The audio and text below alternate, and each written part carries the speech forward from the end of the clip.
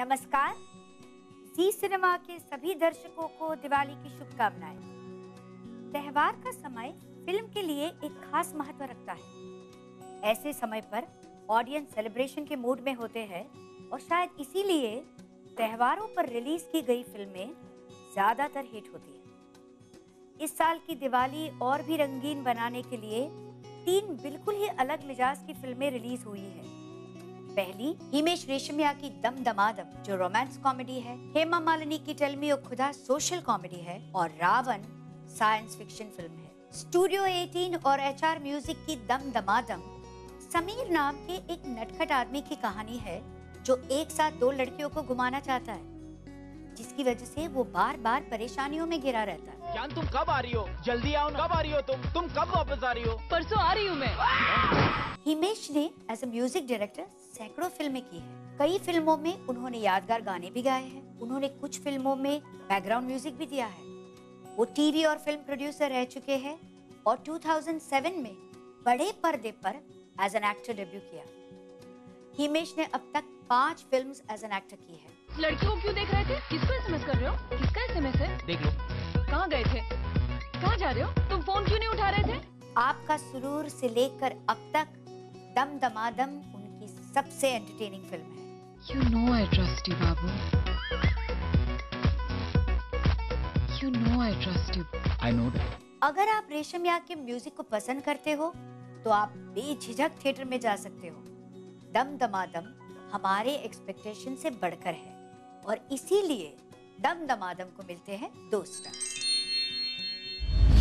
HM creations की tell me ओ खुदा एक बेटी की अपने पिता की तलाश की कहानी है। ये हेमा मालिनी का डायरेक्शन में दूसरा प्रयत्न है। इसके पहले उन्होंने करीबन 10 साल पहले दिल आशना बनाई थी, जो एक बेटी की अपनी माँ की तलाश के बारे में थी। दिल आशना है माँ बेटी की कहानी से ज्यादा 3 सहेलियों के राज की कहानी थी, जिसकी वजह से बेटी के साथ अन्याय होता है।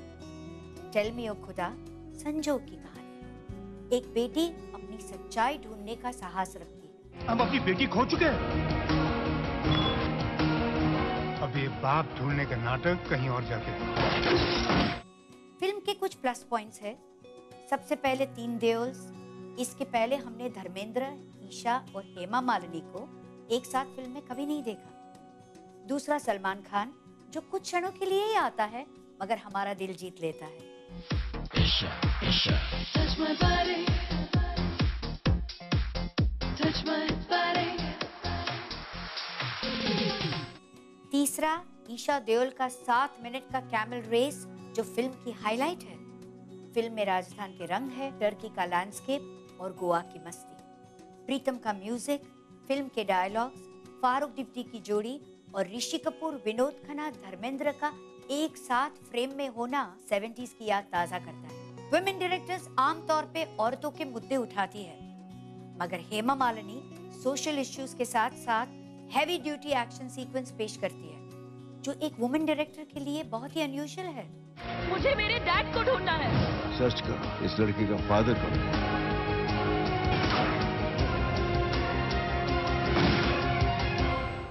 आज की फिल्मों के मुकाबले में टेल मी ओ खुदा का पेस थोड़ा धीमा है, क्लाइमेक्स थोड़ा पुराना है। राजश्री की फिल्मों की तरह एक साफ सुथरी पारिवारिक फिल्म है। सादगी और सच्चाई के लिए टेल मी ओ खुदा को मिलते हैं 3 स्टार्स।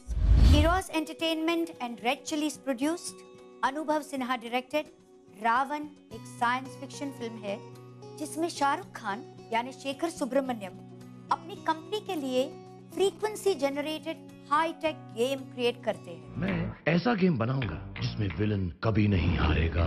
शेखर अपने बेटे की नजरों में सुपर हीरो बनना चाहते हैं, मगर बेटा प्रतीक आज के जनरेशन की तरह सुपर विलन को ज्यादा कूल मानते हैं। सुब्रमण्यम प्रतीक को खुश करने के लिए अपनी गेम का विलन बुरा रॉबर्ट रावण को अच्छा रॉबर्ट जीवन से ज्यादा ताकतवर बनाता है। प्लॉट बहुत इंटरेस्टिंग है और डायरेक्टर अनुभव सिन्हा ग्राफिक इलस्ट्रेशंस में अपनी जान लड़ा देते हैं। फिल्म का प्रॉब्लम पुअर राइटिंग है। प्रोड्यूसर अपनी बड़ी बजट के बाकी झमेलों में ऐसे खो गए हैं कि स्टोरी को बिल्कुल इग्नोर कर दिया।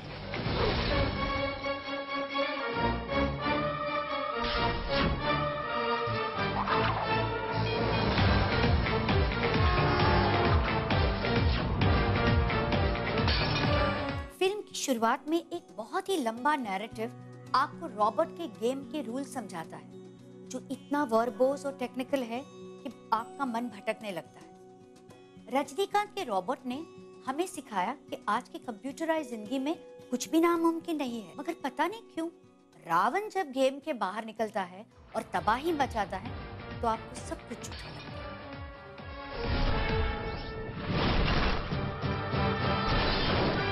रावण प्रतीक के पीछे है और जीवन रावण के पीछे। दोनों के बीच बेशुमार एक्शन सीक्वेंसेस और बुलेट फायरिंग होती है, जिसका पता न कभी किसी पड़ोसी को, पुलिस, सरकार या मीडिया को लगता है। रावण तुम्हारे पीछे आ रहा है। रावण को रोकने का सिर्फ एक ही रास्ता है, जीवन। अच्छा रॉबर्ट जीवन करीना कपूर और उसके बेटे का बॉडीगार्ड बन जाता है और खंबे पे लटककर उनकी रखवाली करता है। वो जीनी बनकर उनके सपने पूरे करता है, वहां तक बात समझ में आती है। मगर वो उनके साथ रहकर मोहब्बत का रिश्ता बढ़ाता है, ये बात बिल्कुल इरेशनल है।